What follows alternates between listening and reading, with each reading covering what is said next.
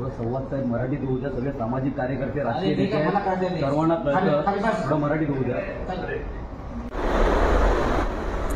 नमस्कार, जय महाराष्ट्र. मी प्रमोद सुधाकर पार्टे, मराठी एकीकरण समितीचा शिलेदार. मित्रांनो, आज मीरा भाईंदर शहरामध्ये परिमंडळ 1 IPS अधिकारी राहुल चव्हाण साहेब यांच्या अंतर्गत एक बैठक आयोजित करण्यात आली होती. छटपूजा कार्यक्रम कशा पद्धतीने आयोजन केलं पाहिजे या संदर्भात मार्गदर्शन देण्यात येणार होतं. सूचना दिल्या जाणार होत्या.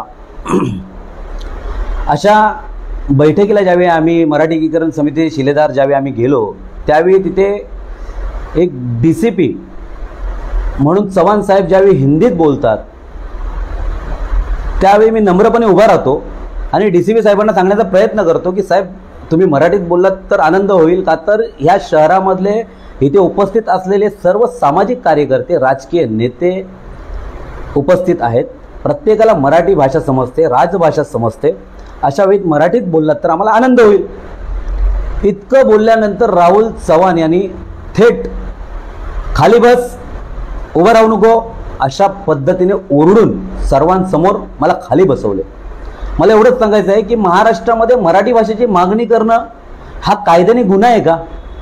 महाराष्ट्रामध्ये आपण मराठी भाषेची मागणी नाही करायची, मग कोणत्या भाषेची मागणी करायची? महाराष्ट्रामध्ये कार्यक्रम आयोजित केले जात आहेत तर महाराष्ट्र राज्य शासनाकडून सूचना असून सुद्धा की मराठीत सूचना दिल्या गेल्या पाहिजेत. एखाद्या प्रशासकीय यंत्रणेने किंवा पोलीस यंत्रणेने किंवा एखाद्या अधिकाऱ्याने ज्यावेळी तो खास करून वर्दीत असतो, आपल्या ड्युटीवर असतो, त्यावेळी त्याने मराठीत भाषांतर केलं पाहिजे, मराठीत बोलला पाहिजे.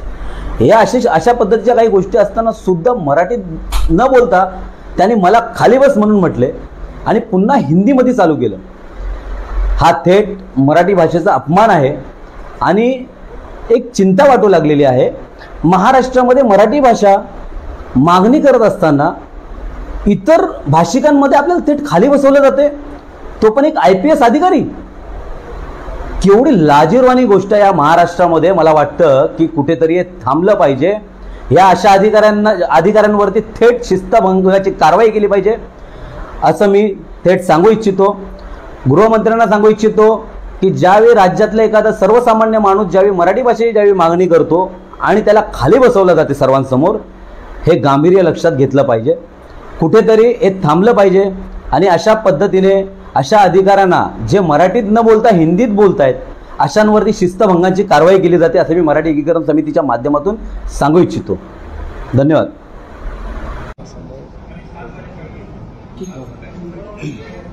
ये बैरिकेडिंग का इशू था जिसमें चक्कर का किसी ने किया था, तो वहाँ पे भी हम नगर पालिका से बात करेंगे.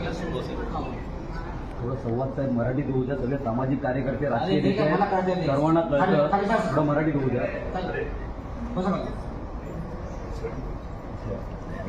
आपल्याला कळत नाही तर बसून द्या.